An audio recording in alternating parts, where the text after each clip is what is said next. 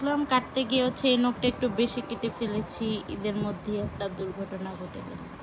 আসসালামু আলাইকুম, সকালে কেমন আছেন? আশা করি আল্লাহর রহমতে সকলেই ভালো চলে এলাম লাইকার অ্যানাদার ভিডিও নিয়ে। তো ভিডিও শুরু করার আগে সবাইকেই বলে দিচ্ছি, সবাইকেই জানাচ্ছি ঈদ মোবারক।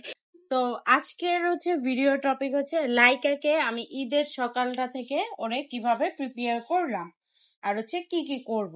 তো লাইকা এই যে দরজা খোলা পেয়েছিল, তো বাইরে গেছে। তো এখন আমি ওরে যা করব সবই ওর অপছন্দের কাজ, কিন্তু করতে হবে, কোনো উপায় নাই। তো সর্বপ্রথম ওর নখগুলি আমি কয়েকদিন আগে কেটে দিছি। তো ওর নখগুলি এত বড় না, দেখেন এত বড় হয় নাই, তাও আবার কেটে দিব, কারণ আমরা আবার আজকে রাত্রেই রওনা দিব ট্রাভেলের উদ্দেশ্যে। আমরা আজকে এবার ট্রাভেল করবো বান্দরবনে, তো ওকে নিয়ে যাব, এই জন্য আগে আগে নখ কাটিয়ে দিচ্ছি। আর তা বাদে ঈদ, ওর ড্রেস আপ করাবো, এর জন্য আমার নখ কাটাইতে হবে। তো অফ ক্যামেরায় আমি ওর সাথে যুদ্ধ করে নখটা কেটে আসতেছি। তো এই তো অফ ক্যামেরা ওর নখগুলো কেটে চলে আসলাম। কাটতে গিয়ে এই নখটা একটু বেশি কেটে ফেলেছি। ঈদের মধ্যে একটা দুর্ঘটনা ঘটে গেছে আপাতত। তো আমি উকুনি বলতেছি, এটা দিয়ে আছড়িয়ে আছড়িয়ে আমি ওকে উকুন এনে দেবো। এটাও আমি অফ ক্যামেরাই করব। আর এখন আমি আপনাদের একটা ইম্পর্টেন্ট কথা বলে দিই, যাদের বিড়ালের গায়ে দেখবেন যে একটা দুইটা উকুন আছে, তারা কি করবেন, বিড়ালকে যখন গোসল করাবেন তখন ওই উকুন গুলো দেখবেন যে ভেসে, মানে তখন আনতে বেশি সুবিধা, দেখবেন পশমের ফাঁকা দিয়ে দেখা যাবে কালো। তো আমারটা যেহেতু জিঞ্জার কেট, এত বেশি বোঝা যায় না, হোয়াইট হইলে বোঝা যেত। তো আমি কি করি, গোসলের পর ভালো করে ওর বডিটা চেক দিই যে কোথাও আছে কিনা। দেন কি করে, এই যে এই চিরুনটা আনছি, এই চিরুনটার দাম নিয়েছে 250 টাকা, মেবি 250 না 280 টাকা মেবি, যেটা আমি প্যাট শপ থেকে আনি।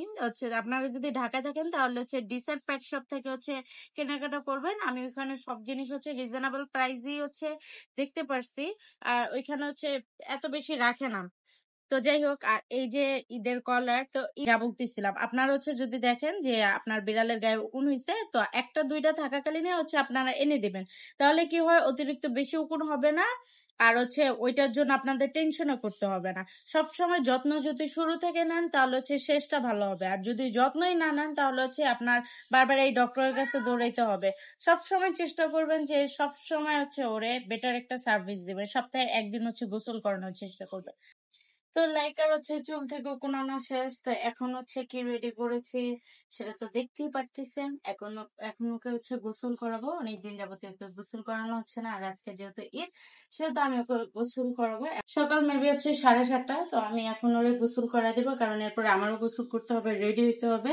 তো এটা অবশ্যই আমি অফ ক্যামেরায় করবো, কারণ বিড়ালকে গোসল করাইতে গেলে বিড়াল কি কি করে সেটা তো আপনারা জানি না। আর ইনি কি করতেছে দেখছেন, ওনার যত যা সেটা আমার এই থালা বাসন মাজার তার নিয়ে, এটা নিয়ে উনি দৌড় দিবে চোরের মতো। এই তো আমার লক্ষ্মী বাচ্চাকে আমি ভিজিয়ে দিছি পানিতে, এখন ওরা গোসল করাবো। আমার লাইকা কিন্তু আল্লাহর রহমতে যখন গোসল করাইতে চাই তখন কিন্তু শান্ত বাচ্চার মতো থাকে। আমি পারলে আপনাদেরকে ভিডিও দিতে পারতাম, কিন্তু আমার কাছে কোনো গিম্বল নেই, আমি এখনো গিম্বল কিনিই নেই, যার কারণে আমি আপনাদের ভিডিও দিতে পারতেছি না। দেখুন লক্ষ্মী বাচ্চার মতো বসে আছে, এই দেখুন লক্ষ্মী বাচ্চা। আর এটা কেন থাকে জানেন, এটা তো আমি এক ভিডিওতে সবকিছু বলে দিব না। আপনাদের যদি জানার ইচ্ছা থাকে তাহলে কমেন্টে অবশ্যই জানাবেন, তাহলে আমি নেক্সট ডে সেটা নিয়ে ভিডিও বানাবো যে বিড়ালকে এত শান্তভাবে কিভাবে গোসল করবেন। দেখেন বিড়ালকে শান্ত রাখে গোসল করার একটা টেকনিক আছে। আমি কিন্তু ওর সাথে কোনো কথা বলতেছি না, এরপর ওরাও বেশি জ্বালাইতেছে না, আর ওরা কোনো আমি খেলনাও দিইনি যে ওরে খেলনা দেবো ও গোসল করাইতেছে। তো ও কেন এত শান্ত আছে সেটা জানতে হলে অবশ্যই আমাকে কমেন্টে জানাবেন। আমি সেই সম্পর্কে আপনাদের ভিডিও দিব। তো আমি এক হাতে ফোন ধরে এক হাতে ওরে ভালোভাবে গোসল করাতে পারবো না। আর যারা আপনাদের বাচ্চাদের গোসল করান তারা অবশ্যই জানেন যে বিড়ালদের এতক্ষণ ভিজিয়ে রাখা ঠিক না, কারণ এতে ওদের লোম অনেক পড়ে। আচ্ছা, আমি অফ ক্যামেরা ওকে গোসল করিয়ে এরপরে আসতেছি যে ওকে নিয়ে আমি কি করলাম। তো এই তো গোসল করানোর পর চলে আসছি। এখন সে চলে যেতে চায়, গোসল করার পর আমার কাছে থাকে না। যাই হোক, এই যে এখন দেখুন গোসল করার পর এই অংশগুলি ভালোভাবে বোঝা যাচ্ছে তো এই অংশতে আপনারা দেখবেন যে ওরকম আছে কিনা। আমি অলরেডি 2টা পাইছি, যা চিরুনি দিয়ে আসে নাই, গোসল করানোর পর আসছে। গোসলের করানোর পর আপনি তখন খেয়াল করবেন যে ওর ফেসের দিকে বেশি উকুন আসে, যদি থাকে এই যে ওর ফেসের দিকে আসে আমার, এই যে ফেসের এই নিচের অংশটা আছে না, এই নিচের অংশটা।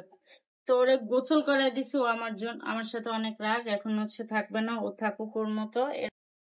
তো এই তো আমার প্রিন্সেস। ঈদের দিন আমি যেই ভিডিওটা করছিলাম ওকে রেডি করে, সেই ভিডিওটা আনফরচুনেটলি ডিলিট হয়ে গেছে কিভাবে, এর জন্য আমরা ঘুরতে গিয়ে ওর কিছু যে ভিডিও ক্লিপ গুলো নিয়েছিলাম সেখান থেকে দিয়ে দিচ্ছি। তো আপনারা সকলেই কমেন্টে জানাবেন যে লাইকার ঈদের ড্রেসটা কেমন হয়েছে, আর অবশ্যই লাইক এন্ড সাবস্ক্রাইব করতে ভুলবেন না। সকলে ভালো থাকবেন, সুস্থ থাকবেন, আপনাদের আদর প্যাট গুলোর খেয়াল রাখবেন। আল্লাহ হাফেজ।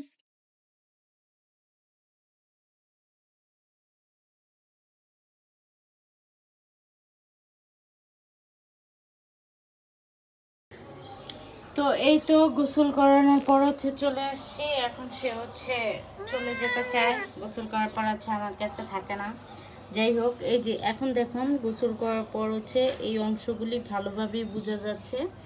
তো এই অংশতে আপনারা দেখবেন যে ওরকম আছে কিনা। আমি অলরেডি 2টা পাইছি, যা চিরুনি দিয়ে আসে নাই, গোসল করানোর পর আসছে।